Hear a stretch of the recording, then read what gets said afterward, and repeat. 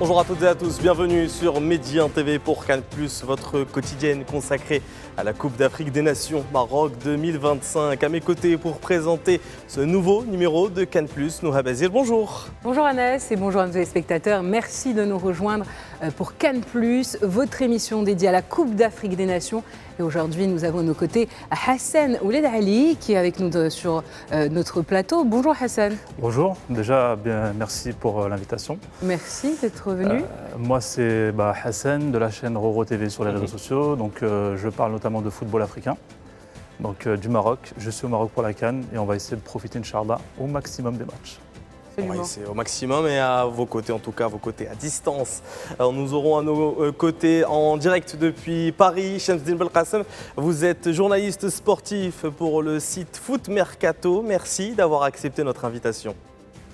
Bonjour à tous. Voilà, toujours un plaisir de participer à l'émission. On va essayer de parler de la Cannes, la première journée, avec beaucoup d'enseignements, donc ça va être sympathique. Et je sais que vous avez un petit penchant pour l'Algérie. On y reviendra. On y reviendra tout à l'heure. On reprendra plus tard. Avant de rentrer dans le vif du sujet et de parler de cette première journée de la Cannes 2025, place au flash de la Cannes.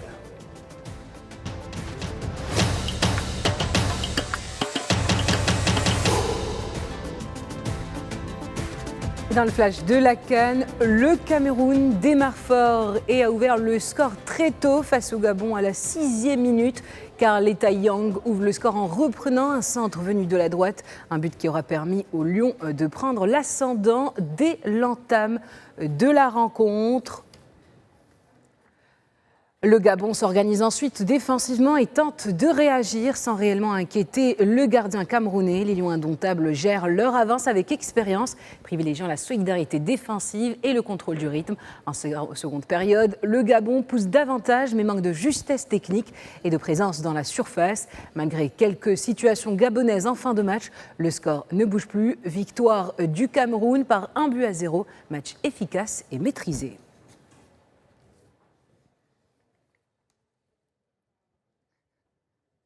Et puis, dans la seconde rencontre de cette journée, une première période fermée, très équilibrée dans le match entre la Côte d'Ivoire et le Mozambique. Le tournant du match intervient juste après la pause, à la 49e minute de jeu. La Côte d'Ivoire trouve l'ouverture sur une action rapide dans la surface, concrétisée par Amad Diallo. Les éléphants gèrent ensuite leur avantage avec sérieux, en fermant les espaces et en maîtrisant le tempo. Le Mozambique tente de revenir, mais manque de justesse dans les derniers mètres. Score final 1-0, victoire courte mais précieuse pour les éléphants. Et puis dans le groupe E, l'Algérie a affronté le Soudan. Les Fennecs frappent d'entrée et ouvrent le score dès la 2e minute grâce à Riyad Mahrez. Les Fennecs imposent immédiatement leur rythme et dominent la rencontre en contrôlant le jeu face à un Soudan regroupé. En seconde période, le break intervient à la 61e minute, confirmant la supériorité algérienne avec un deuxième but signé Riyad Mahrez. Le match est définitivement plié à la 85e lorsqu'Ibrahim Mazza inscrit le 3e but de la rencontre et scelle définitivement la victoire. Score final 3-0. Et puis scénario totalement renversant dans le match opposant le Burkina Faso à la Guinée équatoriale. Le Burkina surprend à la 85e minute son adversaire lorsque la Guinée équatoriale ouvre le score contre le cours du jeu grâce à Emilio Nsoué. Mais les étalons jettent leur dernière force dans la bataille. À la 90e, plutôt 95e minute de jeu, Mohamed Konaté égalise sur une action insistante dans la surface avant qu'Edmond Tapsoba n'arrache la victoire à la 98e sur un dernier ballon aérien. Score final 2-1 dans le temps additionnel qui offre une victoire spectaculaire au Burkina Faso. Et c'était la fin de ce flash de la Cannes. Anas, et pour parler à présent un peu plus en détail de ces rencontres, on tout de suite le débrief.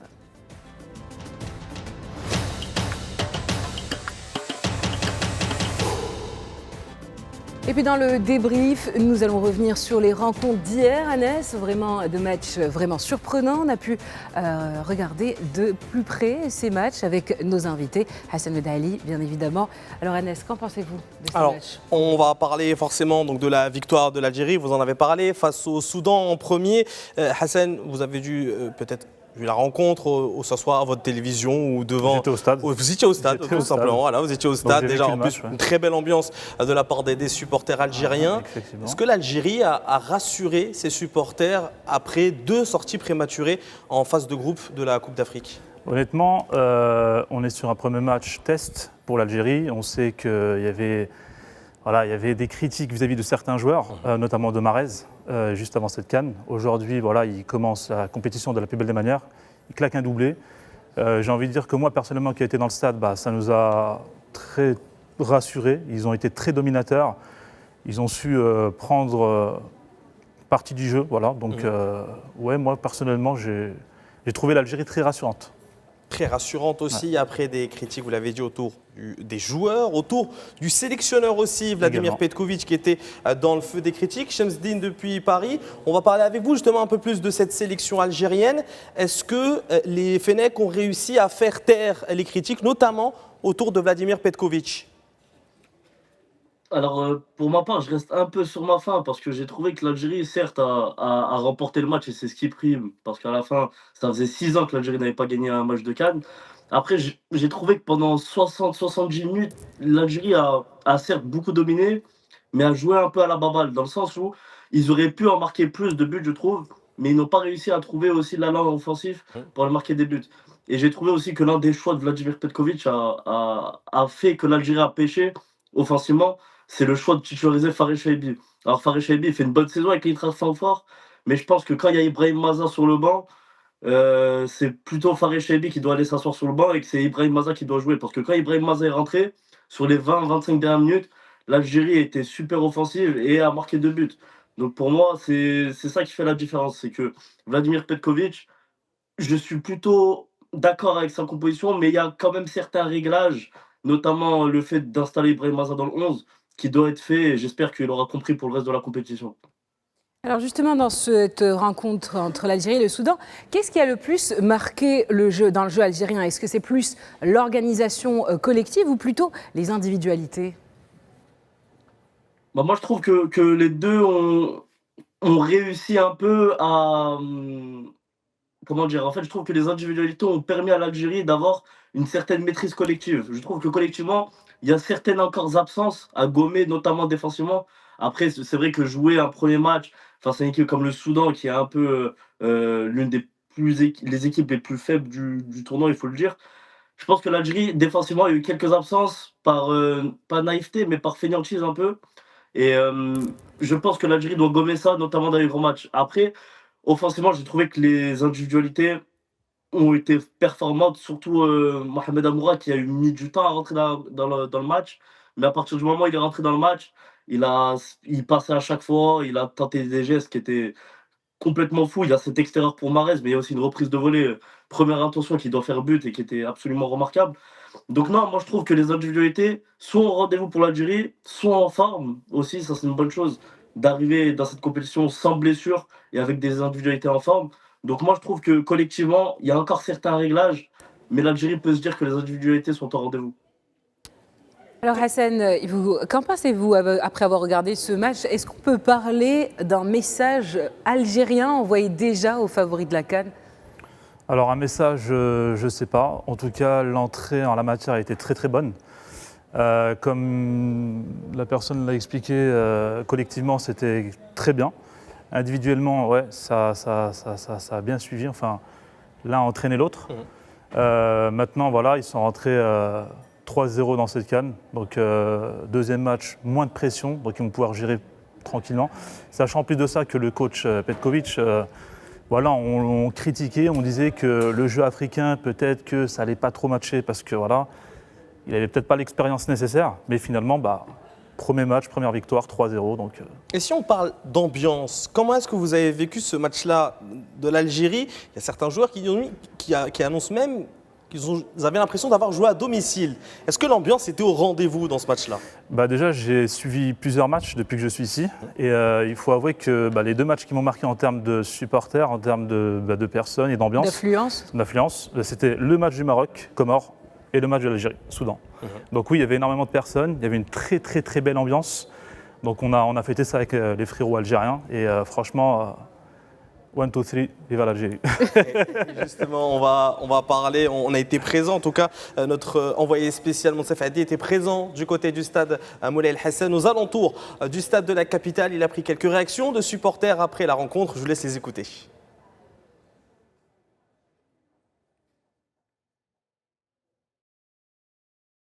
Régalé, un bon match. Inch'Allah, le prochain match, on va gagner, frérot. Et merci pour l'accueil, les Marocains. Vous êtes très forts hein, et très chaleureux. Très beau, très joli et très belle ambiance. Merci. Allez, merci à vous. Hein. والله c'est le premier test à Algérie, c'est un premier test. Donc l'équipe de Soudan vient de jouer c'est pas fort mais c'est un test, mais le plus important c'est l'ambiance. Machallah, c'est un phénomène de réconciliation, يعني تقارب, يعني c'est phénoménal. Bien sûr, ces infrastructures, machallah, c'est un bon signe d'industrialisation, machallah. Une organisation réussie. Et ce qui a été réussi aussi, c'est l'entrée en lice des grosses nations africaines dans cette rencontre. Tous les favoris, en tout cas, dans cette compétition ont gagné. Peut-être un seul match nul dans cette première journée. C'est le match nul entre le Mali et la Zambie. Forcément, est-ce que c'est une bonne chose de voir toutes ces grandes nations performer dès le premier match? Parfois, certaines sont un peu en mode diesel, prennent du temps à se mettre en marche. Est-ce que là, c'est plutôt intéressant de voir toutes ces équipes remporter leur premier match? Alors, c'est intéressant et la plupart des personnes pensent, en tout cas moi aussi je le pense, si aujourd'hui dans cette CAN, on a tous les favoris, en tout cas toutes les grosses nations qui remportent leur premier match, on pense que ça peut aussi être dû au stade, aux infrastructures qui permettent de ne plus avoir de surprises. Donc une qualité de terrain, une qualité de jeu qui peut s'avérer être payante pour ces grosses nations. Donc oui, ça peut être une très très bonne chose. Après, bon, c'était la première journée, donc il y a encore la deuxième, il faudra attendre. Voilà, la CAN, c'est l'Afrique, il y a toujours des surprises. On sait que dans le dernier carré, il y a toujours une nation, on ne s'y attendait pas du tout. Donc à voir par la suite, mais en tout cas c'est une très bonne chose. Alors justement, en parlant d'organisation, vraiment le Maroc a sorti le grand jeu pour accueillir cette Coupe d'Afrique des Nations, mettre les équipes africaines dans les meilleures conditions. Et justement, nous allons voir la réaction d'Emmanuel Adebayor, ex-international togolais, mais également ambassadeur de la CAF. Parce qu'aujourd'hui, on parle d'infrastructure qu'il a installé dans ce pays qui est le Maroc. Ça nous inspire, ça nous donne envie aussi d'avoir des choses comme ça. Moi, depuis que je suis là, entre Rabat, Casa, Tanger et Marrakech, au fait, heureusement que j'ai eu à vécu dans des vraies villes, notamment Londres, Madrid, Istanbul. Mais quand je vois les constructions, quand je vois l'architecture du Maroc, ça donne envie de dire, ok, bah, écoute, je regarde ce plan-là, j'aimerais bien le réaliser chez moi. Donc aujourd'hui, on ne le veuille ou pas, le Maroc est devenu, ils sont en train de devenir un exemple pour toute l'Afrique. Les grosses nations africaines performent lors du premier match. Le deuxième match arrive et là, on a un festival de choc à venir. On parle de Maroc-Mali, on parle d'Égypte, Afrique du Sud, Nigeria, Tanzanie, Sénégal, République démocratique du Congo. On parle également du match entre la Côte d'Ivoire, tenant du titre, et le Cameroun. Là aussi, justement, toutes ces victoires lors du premier match, ça va nous offrir forcément une très très belle ambiance et surtout de gros enjeux lors du deuxième match, Hassan. Effectivement, on est directement sur des affiches, clairement, en phase de groupe. Il faut savoir qu'on aura des matchs qui vont directement être décisifs pour la suite de la compétition, c'est-à-dire que le gagnant des matchs que tu as cités plus précisément, vont soit permettre de prendre donc, la tête de leur groupe, soit se mettre peut-être dans une situation difficile. Après, il faudra voir par la suite, parce que bien évidemment, il y a toujours le meilleur troisième, enfin je crois que c'est les 4 meilleurs troisièmes qui sont récupérés. Mais on est clairement sur de très très grosses affiches, avec notamment des passifs entre certaines équipes, la RDC, Sénégal, Cameroun, Côte d'Ivoire. Donc voilà. Ça va être intéressant, surtout qu'en plus de ça, au-delà de juste aller chercher la victoire dans ce match-là, il y a aussi la possibilité de s'offrir un parcours plus clément en finissant premier du groupe. Certaines équipes veulent aussi rester dans leur camp de base. Forcément, Chemsdine, même si la deuxième place est qualificative, même si parmi les meilleurs troisièmes, eh bien, on est quand même qualifié. Le plus important, c'est quand même d'aller chercher cette première place parce que toutes les conditions seront favorables pour les huitièmes de finale. Bon, bien sûr, aller chercher cette première place, ça permettra aussi à ces nations d'envoyer un message. Je pense notamment à l'Algérie qui était sortie à chaque fois au premier tour. Il y aura une volonté claire de vouloir aller chercher une première place. Et c'est le cas aussi de beaucoup de nations comme le Sénégal et dans le groupe de la RDC qui, on le rappelle, Sénégal-RDC, c'était aussi un match qui était présent dans les qualifications à la Coupe du Monde. Et le Sénégal a envoyé la RDC au barrage. Donc il y a aussi un passif, comme l'a très bien dit Hassan. Donc non, ça va être très intéressant de voir ça. Et oui, bien sûr, finir premier de son groupe, c'est aussi s'assurer un parcours plus clément avec les camps de base qui sont dans les villes où sont présents les stades. Donc forcément, oui, c'est sûr que c'est très intéressant. Après, comme vous l'avez dit, c'est des chocs dès la deuxième journée. Et ce qui est bien, c'est que j'ai pas eu l'occasion de m'exprimer là-dessus, mais les installations sont dernier cri et sont au niveau européen. Donc forcément, ces matchs-là qu'on pouvait retrouver dans d'autres éditions, mais excusez-moi de l'expression, qui étaient dans des stades délabrés presque, ou dans des pelouses qui n'étaient pas adaptées à pratiquer un beau football, cette fois, on aura droit à un vrai spectacle. Donc on peut clairement s'en réjouir. Ça va jouer, Noura, forcément, parce que tous ces matchs-là sont intéressants et que derrière, eh bien, il va falloir quand même confirmer avec un troisième match à venir parce que ça va aussi donner une petite chance à certaines équipes, les équipes un peu plus modestes dans ces groupes-là, aller chercher la troisième place. Et là aussi, l'enjeu, il est important pour ces nations-là. Hassan, un commentaire là-dessus? Écoutez, déjà le deuxième match va nous donner une idée de la suite de la compétition. Après, forcément, comme je disais, il y a toujours des surprises. Bon, il faudra un peu prendre la température lors de la deuxième journée des phases de groupe. Après, oui, il y a des équipes qui peuvent confirmer, voire même prendre cette place de troisième, même pourquoi pas une place de deuxième. Je pense notamment au Burkina Faso, qui depuis quelques années fait un excellent travail et est en train de monter en puissance, notamment aussi chez les jeunes d'ailleurs. Donc oui, il y a vraiment des opportunités, même pour les équipes dites non favorites. Et à présent, on va passer à une autre rubrique de notre émission, au conseil.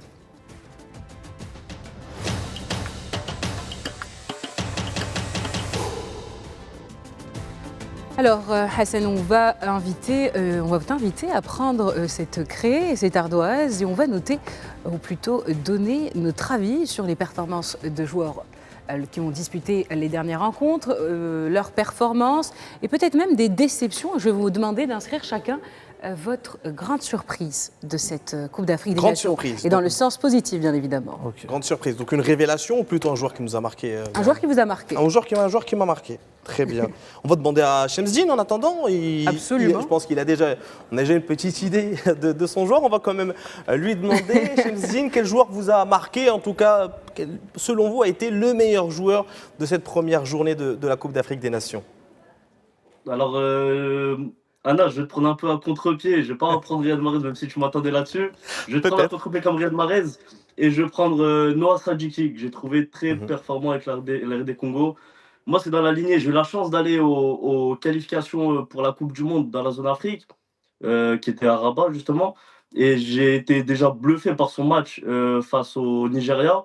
Et j'ai l'impression que c'est dans la lignée de son début de saison avec Sunderland. Il est vraiment... C'est lui qui est pour moi le meilleur joueur de la RDC, qui est pour moi une équipe qu'il faut peut-être pas attendre au tournant comme un favori, mais une équipe qui peut être casse-pied à jouer pour de nombreuses nations. Donc moi, voilà, Noah Sadiki m'a bluffé, c'est dans la lignée de ses performances, donc je mets ma petite pièce sur Noah Sadiki. Et vous, Hassan, alors je vais vous demander à chacun de montrer le nom que vous avez affiché, votre joueur, celui que vous pensez être favori, meilleure prestation. Donc vous, ça sera Nicolas Jackson. Pourquoi Hassan? Parce qu'il a assumé son statut. Il met plusieurs buts. Le Sénégal aurait pu très largement gagner au moins 7-0. Donc il assume son statut. Après Jimmy Jackson, ça aurait pu également être Mahrez qui claque un doublé et qui assume son statut. On a tous les trois mis même des joueurs qui ont inscrit des doublés dans cette première journée en plus de cela. Je vais continuer. Et pour vous, Anas, alors, pourquoi Mahrez? Là, j'ai pris à contre-pied Shemzdine en prenant Riyad Mahrez. Riyad Mahrez, c'est un joueur qui était très attendu dans cette Coupe d'Afrique parce qu'après 2 désillusions en phase de groupe, ça a été l'un des joueurs les plus critiqués lors des 2 dernières campagnes de l'Algérie. Il arrive, il a eu quand même un très bon accueil du côté notamment lors de la conférence de presse. Et pendant le match, il a semblé rapidement être décisif. Déjà avec ce but à la 2e minute, on l'a senti sorti beaucoup plus inspiré. Certains même exagèrent un peu sur les réseaux sociaux en parlant qu'on retrouve le Mahrez de Manchester City, même si on n'y est pas non plus encore. Je pense que l'âge a fait aussi son travail. Mais voilà, Riyad Mahrez, c'est un joueur qui était attendu, il y avait une pression sur lui, capitana, joueur clé de cette sélection d'Algérie. Il a répondu aux attentes face à une équipe certes un peu plus modeste qu'est le Soudan, mais il a quand même fait le travail et c'est ce qu'on attend d'un joueur comme lui. Et il y a Sachouri, j'imagine, un joueur qui est aussi auteur d'un doublé. Oui, auteur d'un doublé, qui a pu délivrer un peu cette équipe tunisienne pour son premier match, leur a permis de prendre confiance, mais également il a pu vraiment réjouir les Tunisiens. Le peuple tunisien, on l'a senti vraiment, qui était également très présent en nombre lors de cette première rencontre. Donc pour moi, Achouri a vraiment fait un très bon match, une très belle entame de compétition et je pense que c'est de bon augure pour la suite de cette compétition. Cette fois, je vais vous demander, Nouha, Hassan, votre équipe ou votre joueur qui vous a déçu dans cette première journée. Plusieurs noms qui peuvent ressortir. On a dit, même si je ne vais pas, il n'y a qu'une seule équipe qui a fait match nul. En tout cas, il y a 2 équipes qui ont fait match nul. Mais quel est selon vous le joueur ou la sélection qui vous a un peu déçu dans ce début de compétition? Forcément, je vais me tourner vers vous. Chemsdine, là aussi, quelle déception avez-vous choisi? Moi, je vais choisir le Mali. Moi, j'ai trouvé que le Mali, c'est une nation. On a l'impression qu'ils ont de l'ordre entre les mains avec des joueurs qui jouent dans les meilleurs clubs européens et qui performent en Europe. Mais à la fin, on regarde les matchs et on se dit, le Mali, encore cette année, ça ne va pas être le cas. Donc moi, je suis très déçu avec le Mali. J'ai regardé des matchs contre la Zambie. Ils mènent et ils ont l'occasion de marquer d'autres buts. Ils ne marquent pas ces autres buts et à la fin, à la dernière minute, ils se prennent un but. Égalisation 1-1. C'est vraiment pas une entame bonne pour le Mali, qui est notamment dans le groupe du Maroc pour le prochain match. C'est le Maroc. Moi, je pense que le Mali, à chaque fois, on en attend énormément du Mali et à chaque fois, on est déçu malheureusement. Et j'ai l'impression que cette année, ça va être encore le cas parce qu'il y a trop de carences, il y a trop de faiblesses à des postes stratégiques et aussi, il y a une mentalité qui ne va pas. Et quand la mentalité, elle ne va pas en Afrique, forcément, la mentalité, ça peut te permettre de cacher des carences et dans le même cas, ça peut te faire couler et je pense que ça va être le cas pour le Mali cette saison. Lors de cette compète, pardon. Vous l'avez dit, il y a toujours des attentes autour du Mali tout au long de ces dernières années. On les attend même avec des équipes intéressantes et des générations intéressantes malheureusement. Ça ne le fait pas en tout cas pour eux pour ce premier match. Et on va parler de Maroc-Mali, ça sera lors de la deuxième partie de cette émission à Cannes+. Je vous laisse montrer vos ardoises. Là aussi, vous avez été d'accord avec Chemsdine. On rejoint Chemseddine. Ouais, je pense qu'on est plutôt d'accord avec son avis, parce que le Mali, c'est une nation qui a toujours de très bonnes générations. Mais malheureusement, pour une entrée en la matière, ils dominent le match. Bon, c'est vrai qu'il y a des absents des gros noms qui n'ont pas joué ce match. Maintenant, ils dominent quand même le match et ils se prennent un but dans les dernières minutes. Donc le Mali, personnellement, moi, c'est décevant. J'en attendais beaucoup plus. Même oui, pour moi aussi, absolument. J'en attendais beaucoup plus du Mali, mais on peut dire la vérité que ça reste quand même une première journée de compétition, qu'il y a encore de la marge pour faire un meilleur match en seconde rencontre. Donc je pense que les Maliens vont montrer leur vrai visage au fil de cette compétition. Et Anas, alors? J'aime pas ce que vous dites. Moi, vous me dites, vous montrez un meilleur visage comme par hasard face au Maroc. Moi, ça me va pas. Non, mais pas face au Maroc, on verra. Et s'ils finissent deuxième du groupe, ça reste quand même un résultat logique pour ce groupe A. Alors moi, je vais donner la Côte d'Ivoire. Allez, pour changer un peu, je vous prends tous à contre-pied là aussi, comme Riyad Mahrez, comme l'a dit Chems tout à l'heure. La Côte d'Ivoire, ça a gagné, un tenant du titre, 1-0. On sait qu'ils sont aussi très attendus.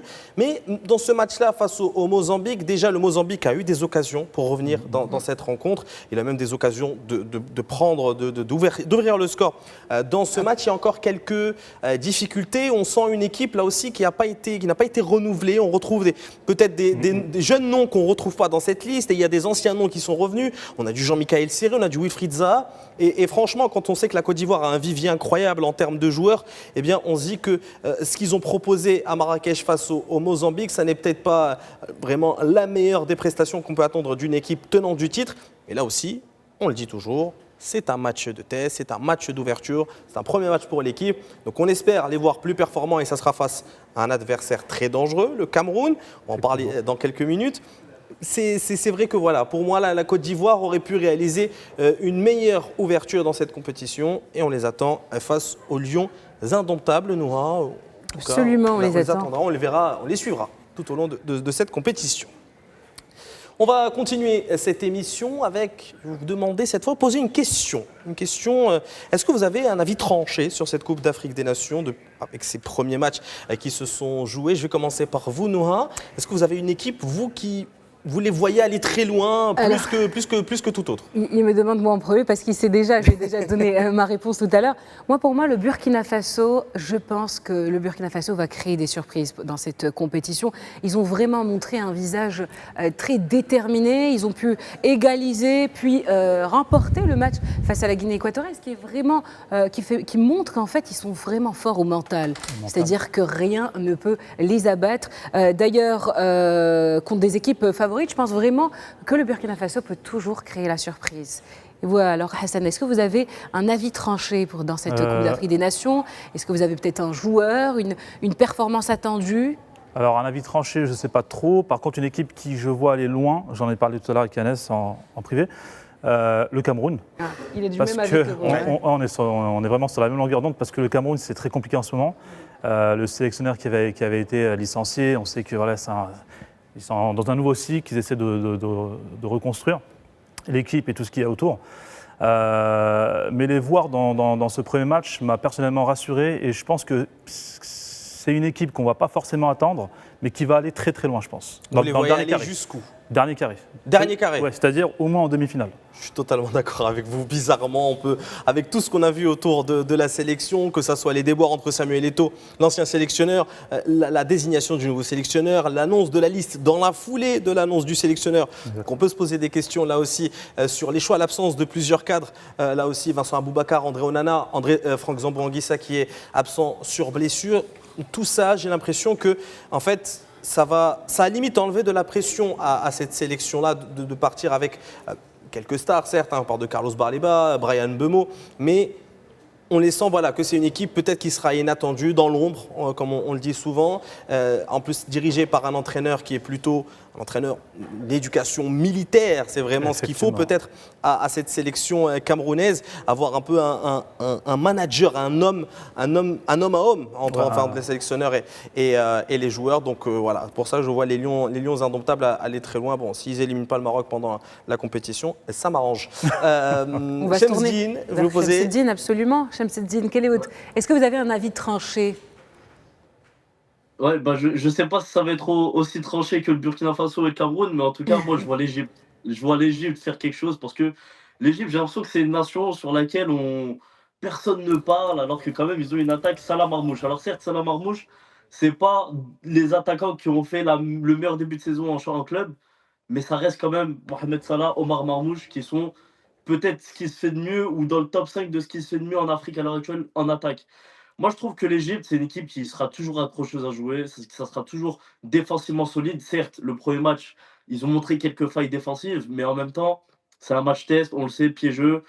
Il y a des joueurs qui sont en manque de confiance, mais moi, j'ai été rassuré quand même de la performance de l'Égypte parce que mentalement, ils ont trouvé les ressources pour aller gagner. Et ceux qui portent l'Égypte, c'est Omar Marmouche, Mohamed Salah, les deux leaders qui étaient décrits avant la compète.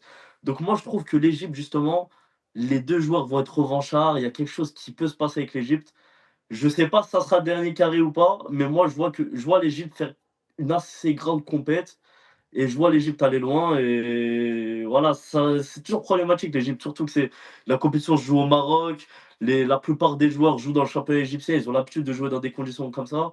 Donc moi, l'Égypte, faut pas dormir sur l'Égypte. Faut vraiment pas dormir sur l'Égypte. C'est vrai qu'on a l'habitude d'oublier l'Égypte, cette sélection égyptienne qui est vraiment remarquable, qui détient tous les records de cette Coupe d'Afrique des Nations. Qu'est-ce que vous en pensez, Hassan? Est-ce que vous avez vu le premier match de l'Égypte? Alors oui, je l'ai vu. L'Égypte, c'est impressionnant en attaque. D'autant plus que, comme il nous le rappelait, l'Égypte, ça joue donc en Afrique du Nord. Et on sait que les équipes nord-africaines, quand ça joue justement au Maghreb, dans le nord de l'Afrique, c'est très avantagé, c'est très compétitif. Et ça va très très très loin. Donc ça, c'est l'historique, les statistiques qui nous le prouvent. Donc ouais, moi je vois bien l'Égypte sortir des phases de poule et peut-être passer au moins 2 phases à élimination directe. Après, tout dépendra du parcours, bien évidemment. Parfait, écoutez, on a fini cette première partie de l'émission Cannes Plus à Noah. Absolument, et tout de suite on va accueillir sur notre plateau Nadia Paquereau pour la synthèse de l'actualité. Bonjour Nadia, on a le plaisir de l'accueillir tous les jours à la même heure pour nous parler un peu plus des grandes informations qui font les titres de l'actualité. Bonjour Nadia. Bonjour à tous. Bonjour. On va commencer tout de suite avec cette synthèse de l'actualité.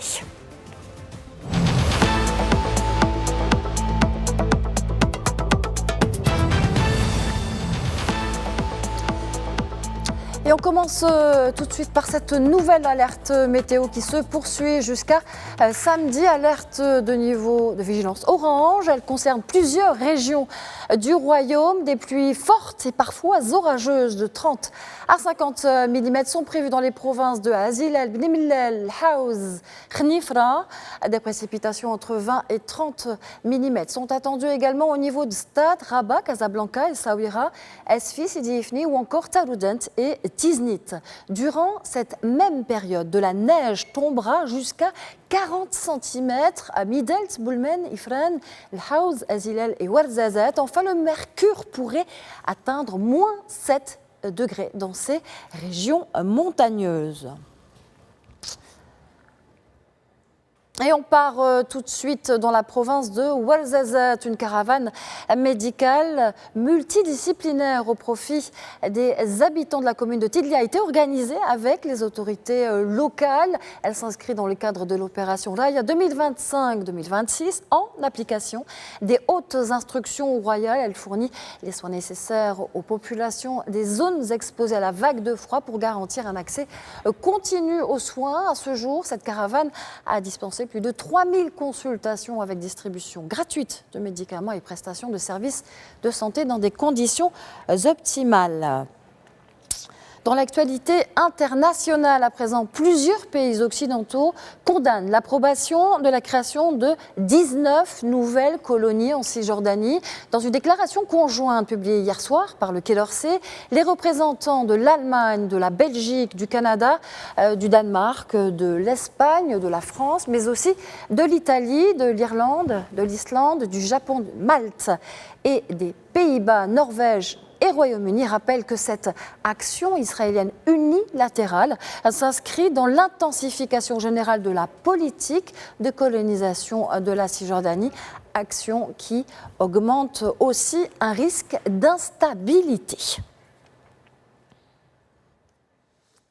Allez, on termine avec Volodymyr Zelensky qui a annoncé avoir obtenu des États-Unis une révision de leur plan pour terminer la guerre avec la Russie.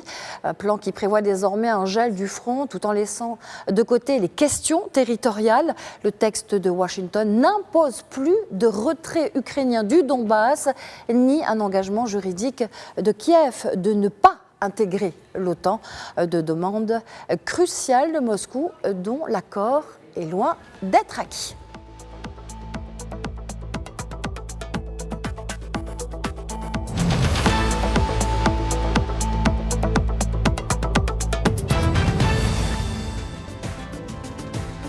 Et voilà pour cette synthèse de l'actualité. Eh bien, merci Nadia. Merci beaucoup. Avec plaisir. On vous retrouve en tout cas dans quelques instants, dans une heure. Exactement, pour le nouveau journal. De 15h, Exactement. absolument. Merci à vous d'avoir été présente avec nous à nos côtés. Nous, on passe à cette deuxième partie de Cannes+. Et on passe pour quelle rubrique cette fois ? Pour le focus.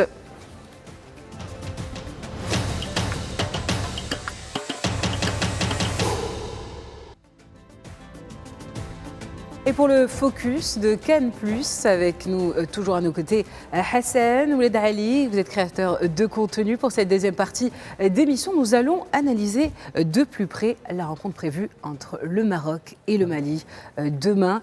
Une rencontre tant attendue à 21h et ça sera au stade Prince Moulay Abdallah de Rabat. Alors Agnès, pour cette première match, pour ce deuxième match du Maroc, qu'en pensez-vous ? Ça va être un match important pour la sélection marocaine. L'occasion de s'assurer déjà une place en huitième de finale pour les Lions de l'Atlas de Walid Regragui face à une équipe du Mali. On l'a dit, on l'a rappelé tout à l'heure, notre déception, en tout cas sur le plateau, pas la mienne, mais la vôtre, sur le plateau de Cannes+, votre déception de cette première journée. Est-ce qu'il va falloir s'attendre à une équipe du Mali, je ne vais pas dire revancharde, mais qui va vouloir tout donner pour espérer déranger le pays hôte? Alors la première chose qu'il va falloir prendre en compte déjà, c'est le fait qu'ils ont été tenus en échec, parce que pour moi un match nul c'est un échec, surtout pour le Mali. Donc forcément qu'ils vont vouloir se rattraper. Donc je pense qu'il y aura des ouvertures. On ne sera pas sur un style de jeu bloc bas. Donc ils vont vouloir tout donner pour gagner ce match. Ils seront là pour les 3 points en tout cas. La deuxième chose qu'il va falloir prendre en compte, c'est que le premier match a eu des absences, des cadres notamment, des joueurs très importants pour la sélection malienne. Donc il faudra voir si ces joueurs sont incorporés ou non pour le deuxième match face au Maroc. Mais oui, ce sera clairement un match à prendre La plus grande importance pour la sélection. C'est limite le choc de cette deuxième journée face à une équipe du Mali qui a tout donné pour espérer prendre la première place face aux Lions de l'Atlas. Et là aussi, cette équipe du Mali, elle va jouer une équipe du Maroc qui a été à 2 vitesses. Chemzil Belkacem, vous êtes encore avec nous en direct depuis Paris. Une équipe du Maroc qu'on a senti un peu timorée en première période face aux Comores. Derrière, elle se révèle petit à petit. Est-ce que, normalement, c'est bon, les réglages sont faits, on va avoir une équipe marocaine bien rodée pour ce deuxième match? Personnellement, parce qu'on a parlé tout au long de l'émission du premier match test pour match d'ouverture. Je pense que l'équipe qui, sur ce match d'ouverture, avait le plus de pression pour moi, c'était le Maroc. Parce que vous jouez face à votre public dans une CAN dans laquelle, en vrai, vous n'avez pas forcément le droit à l'erreur. Donc forcément, la pression était maximale. Et ça s'est ressenti sur la première période. Notamment, on le sait, avec le penalty qui a été arrêté dès la 15e minute. Donc forcément, ça rajoute encore plus de pression. Mais malgré ça, le Maroc a eu la facilité, je trouve personnellement, à se créer des occasions, à harceler les Comoriens. Donc moi, franchement, je suis assez serein pour le Maroc, surtout face à une équipe du Mali, comme je l'ai dit, qui est clairement pas rodée à l'heure actuelle pour moi. Donc oui, moi je vois le Maroc faire un bien meilleur match pour ce gros match de la poule A. Et je vois bien le Maroc l'emporter assez sereinement parce que je trouve que les réglages ils sont déjà faits parce que pour moi, ils se sont faits pendant le match, justement, avec les entrants qui ont apporté beaucoup de choses, avec un Salah Eddine qui est toujours de plus en plus performant en tant que défenseur gauche, Mazraoui qui a été performant aussi. Je trouve qu'en fait, le Maroc est rodé et ça va le faire facilement contre le Mali, je pense personnellement.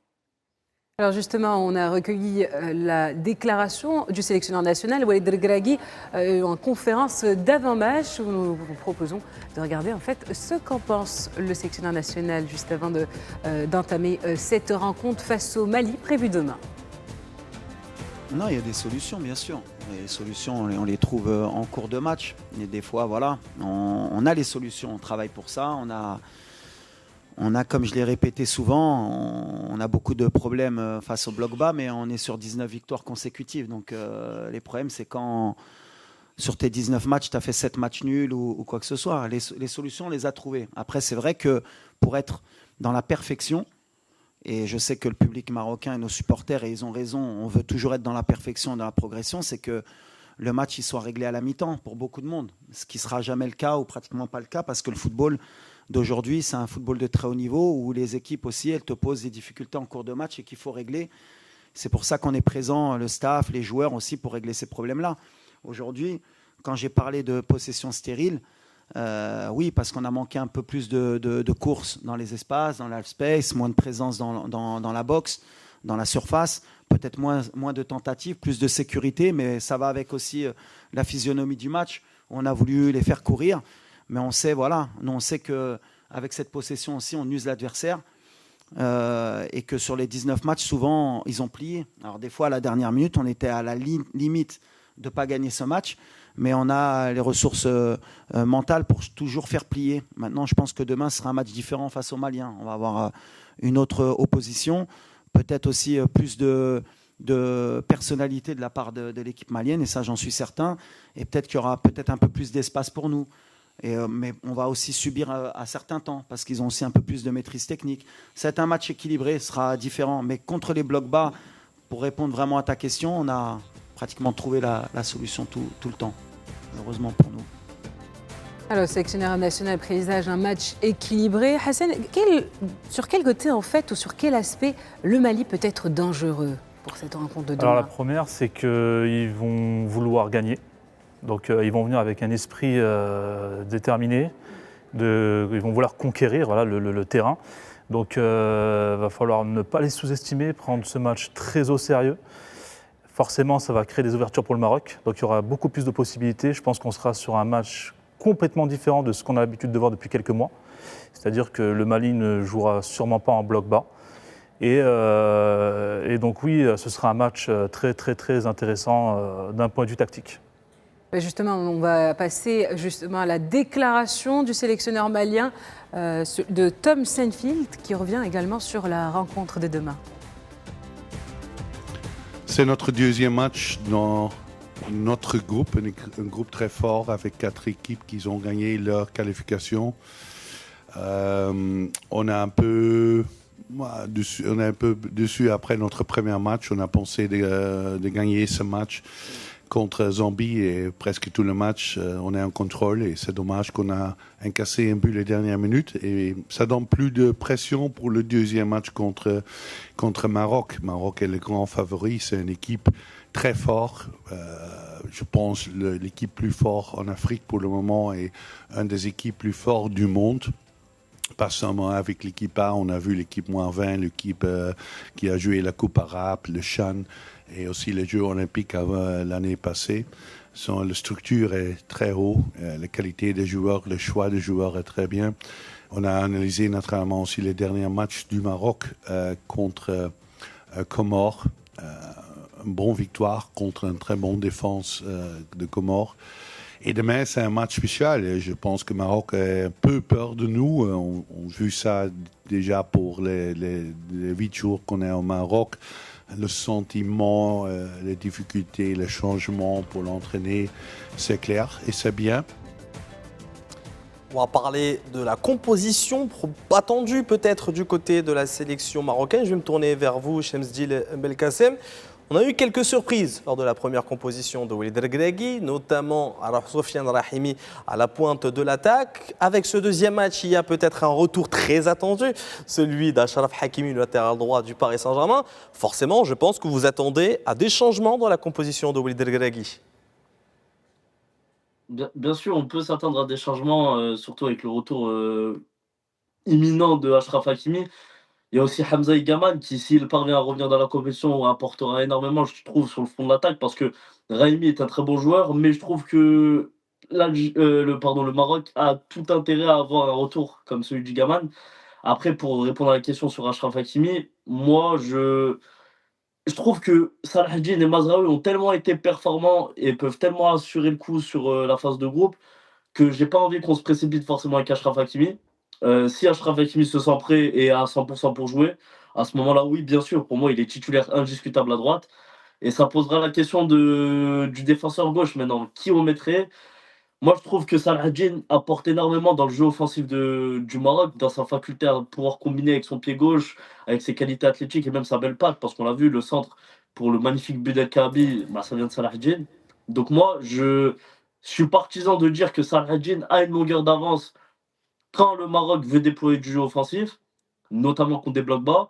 Après, comme contre une équipe, contre le Mali ou d'autres équipes que le Maroc pourrait rencontrer un peu plus tard dans la compétition, c'est sûr que Mazraoui apporterait, je trouve, plus de solutions défensives. Donc voilà, ça sera ça la grande question pour moi de Regragui sur cette compétition, c'est de savoir avec quel latéraux il va partir. Parce que pour moi, Hakimi, tu ne peux pas le bouger à droite. Et à gauche, il y aura cette bataille entre Salah Eddine et Mazraoui. Moi, pour moi, j'ai envie de donner la chance à Salah Eddine face au Mali et on verra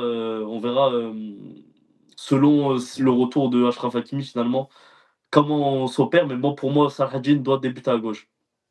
Alors, on l'a vu en conférence d'avant-match, aux côtés de Walid Regragui se trouve Aït Boudlel.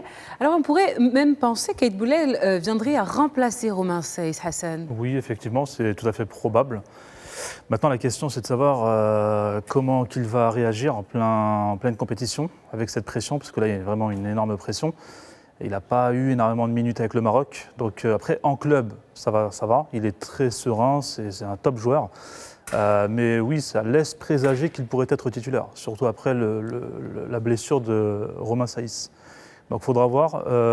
Concernant Achraf Hakimi, on ne sait toujours pas s'il jouera ce match ou non. D'après certaines rumeurs, Kylian Mbappé sera là. Peut-être que ça présage une Très titularisation. bon ami d'Achraf Hakimi. Très bon ami.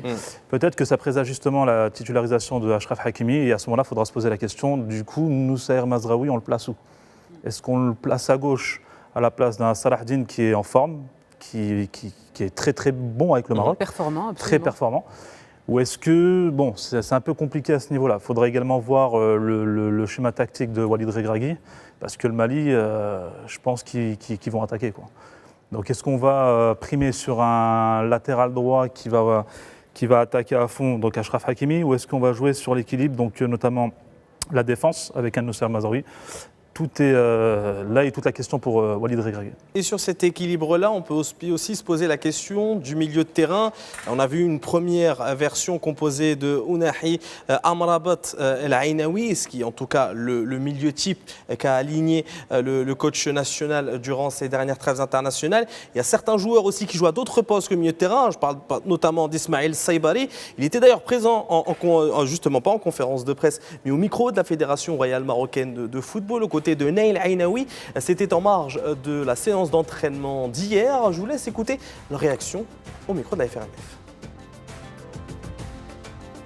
Bien, très bien, très bien. On avait à cœur de faire bien, de rendre fiers tous les Marocains pour ce premier match. Maintenant, on a eu beaucoup de temps pour préparer ce deuxième match. Donc, on a bien travaillé avec la vidéo, sur le terrain aussi, et on se prépare au mieux pour faire notre mieux, Inch'Allah, pour ce deuxième match. On n'est pas surpris. On a vu qu'il y avait des très grosses équipes que les équipes elles étaient prêtes, qu'elles travaillaient bien aussi. Donc après, nous, on se concentre sur nous. On sait que les équipes en face, elles travaillent bien. Et voilà, c'est à nous de faire de notre mieux pour donner le meilleur visage de nous, Inch'Allah. On travaille maintenant sur le deuxième match. On a analysé le premier match, ce qu'on a bien fait, ce qu'on n'a pas bien fait.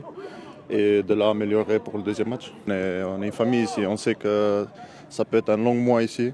Donc on essaie de profiter ensemble, mais aussi de bien bosser aussi. Tu vois que tous les équipes ils sont forts. Il n'y avait aucune équipe qui a gagné facile. Ils devaient se battre, ils devaient beaucoup courir. Et ça montre la qualité qu'il y a en Afrique. Comme il nous a fait le premier match, ils nous ont bien supportés. Donc j'espère pour le deuxième match que ce sera pareil ou même mieux. Et après avoir discuté des enjeux de cette rencontre Maroc-Mali prévue demain, tout de suite les pronos.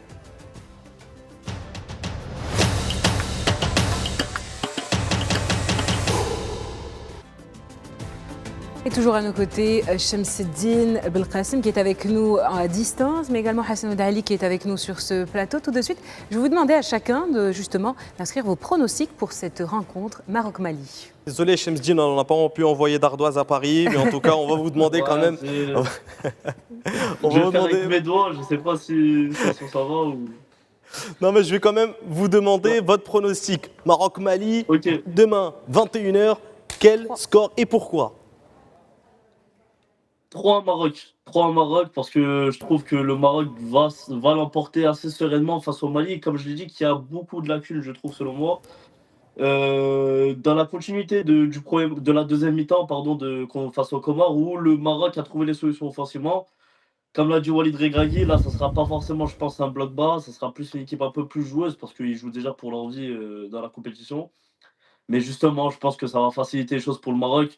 Un peu à l'instar de ce qui se faisait un peu à la Coupe du Monde 2022 où le Maroc avait l'habitude de jouer face à des équipes qui attaquaient contre elles. Là, je pense que ça va être dans la continuité. Je pense que le Maroc va trouver facilement les ressources pour faire plier la défense du Mali qui est assez poreuse, je trouve. Donc, non, 3-1 pour le Maroc, je suis assez serein et en tout cas, je le souhaite pour le Maroc. J'ai envie que le Maroc finisse premier de leur groupe. J'ai envie que l'Algérie finisse premier de leur groupe, comme ça en demi-finale, Algérie-Maroc et tout le monde sera content.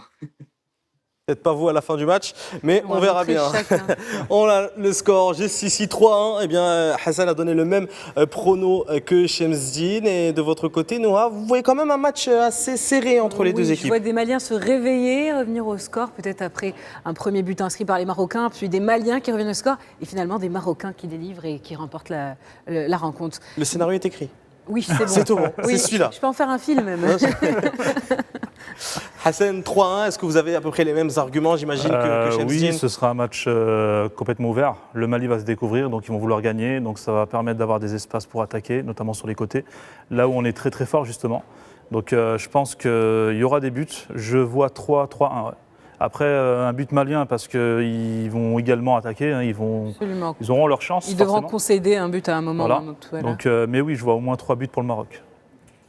3 buts pour le Maroc aussi. Par contre, je ne vois pas le Mali marquer. Je ne sais pas pourquoi. Peut-être. Je me dis qu'avec, on en a parlé, la possible présence d'Abdelhamid Aïs Boudlel, je le vois faire une prestation à la Kimpembe Barça PSG 2017. C'est-à-dire que l'une de ses premières prestations en tant que titulaire. Et derrière, aucune pression. Il est présent défensivement. On sait en plus que l'attaque malienne peut être intéressante. On parle de Kamori Doumbia, on parle de Lassine Sinayoko, des gros joueurs qui évoluent en Ligue 1. En plus de ça, je me dis que le Maroc quand même va profiter des espaces laissés derrière à la défense malienne et qui vont marquer 3 buts et que voilà, Boudlel, si Boudlel est titulaire, il fera, je l'espère, une grosse prestation, même si, bon, dernièrement, mes pronostics sont pas très bons. J'ai donné match nul du Cameroun et de la Côte d'Ivoire hier. Vous n'êtes pas resté sur un sans faute. Non, bah écoutez, la baraka s'est arrêtée pour moi, malheureusement. Sur son sans faute, mais finalement non. Est-ce que vous y allez demain, Hassan? Oui, je serai sur place donc, pour profiter de ce match, de cette fête. Et j'espère, pourquoi pas, Inch'Allah, une bonne victoire marocaine. Inch'Allah. Absolument. Mais demain, en plus, ce qui est bien, c'est que vous serez encore avec nous. Voilà, je serai encore avec nous. Et juste après, vous allez au match. Oui, effectivement. Exactement. Nouha, Anes, est-ce que ça serait pas la fin? Je suis déçu un peu, voilà, je suis triste. Vous inquiétez pas, on revient demain. C'est bon. À la même heure. Je suis de retour content. Donc on dit à nos téléspectateurs, rendez-vous demain à la même heure pour continuer de débriefer avec vous, d'analyser les rencontres, les matchs de cette Coupe d'Afrique des Nations qui s'annonce une fête pleine de joie et de football africain. Merci à Hassan d'être parmi nous, d'avoir répondu à nos questions. Et merci à Shemseddine Belgassem également qui était présent à nos côtés, journaliste sportif Foot Mercato qui était en direct depuis Paris. On l'embrasse et on vous verra demain à partir de 13h30 sur les antennes de Média TV. Salut. Salut.